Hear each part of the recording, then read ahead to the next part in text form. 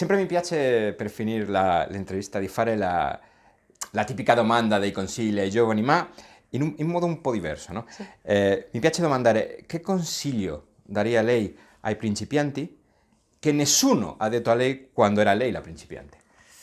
Uh, oh dunque. Questa cosa che forse Ah ha beh, pensato qualche volta, perché non me l'hanno detto quando io incominciavo? allora, sì. Beh, una cosa che bisogna avere nervi saldi. Per fare una carriera bisogna essere bravi cantanti, sicuramente bisogna avere una bella voce, ma bisogna avere il cervello. Bisogna cantare col cervello più che con la voce, ma questo me l'avevano detto.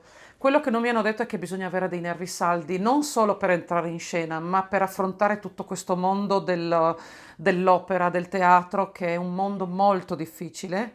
Bisogna farsi rispettare Mm. in maniera giusta, questo sì, mai farsi mettere i piedi in testa, e bisogna essere umili e soprattutto imparare da tutto quello che si vede, dai comprimari alle prime parti, abbiamo sempre da imparare da tutti, sia in bene che in male. Bisogna osservare e soprattutto però veramente essere molto forti e avere una persona vicino che ci supporti nei momenti difficili della nostra vita. E una cosa importante è questa: il canto, il nostro lavoro, è un mestiere bellissimo il canto, ma bisogna sempre ricordarsi di avere i piedi per terra Mhm. e sapere che quando un giorno la nostra carriera finirà dobbiamo avere una famiglia o qualcuno o una vita al di fuori del teatro. Questo è importante. Non riversare mai tutte le proprie aspettative in questo lavoro, perché alla prima difficoltà o al momento in cui questo lavoro viene a mancare, se è la prima prospettiva della nostra vita, viene a mancare tutto. Invece bisogna avere una vita al di fuori di questo mondo, assolutamente, qualsiasi essa sia, un hobby, una persona cara, dei figli, un marito, una moglie, genitori, non importa. Qualcuno che quando siamo soli o qualcosa ci possa far comunque andare avanti nella nostra vita. Questo è importantissimo. Il canto è bello, l'opera è bello, questo mondo è meraviglioso, ma bisogna vivere anche, avere qualcosa dentro se stessi al di fuori del canto e così si può anche portare questo nel lavoro, si è più tranquilli, si è sempre competitivi, ma si ha una base solida al di fuori di queste mura del teatro.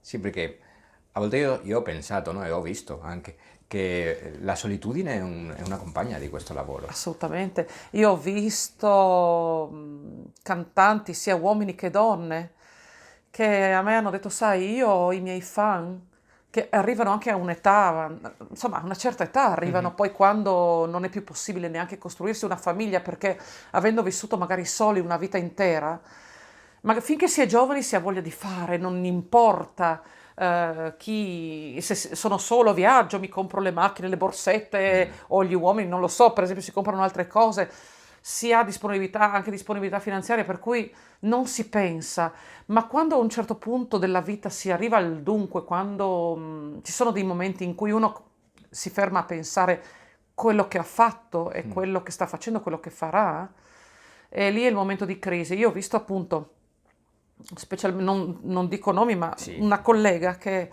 ormai lei aveva un'età in cui non poteva, diceva, io non posso più avere una famiglia, ho perso i miei genitori, non ho nessuno, ho sempre viaggiato da sola, ho avuto delle storie occasionali anche così, ma io vado in scena, ho l'applauso, ho i miei fan che mi seguono, vado a cena con loro, ma quando arrivo in albergo o nel mio appartamento chiudo la porta e sono da sola.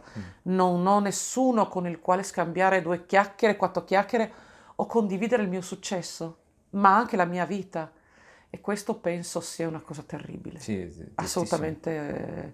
Quindi una cosa che io voglio dire anche a chi inizia questo, bisogna avere rispetto sempre di tutti, da chi vi pulisce il camerino a chi al più grande direttore d'orchestra, alla più grande.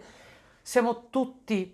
lì per lo stesso scopo, perché se il mio camerino è sporco ci rimetto anch'io, e rispettare il direttore d'orchestra, da lui impariamo tante cose, tutti i nostri colleghi, che siano comprimari, che siano chiunque, tutti, le truccatrici, sarti, tutti vanno rispettati perché altrimenti a un certo punto si raccolgono i frutti di quello che si semina. Se abbiamo mancato di rispetto, abbiamo voluto fare i divi, a un certo punto verremo abbandonati, perché nel momento stesso in cui finiremo la nostra carriera, se non abbiamo rispettato, non verremo rispettati. E quindi cerchiamo di vedere che siamo tutti in questo mondo per lo stesso scopo, tutti abbiamo bisogno e abbiamo il diritto allo stesso rispetto, farsi rispettare, ma rispettare, questo è assolutamente fondamentale.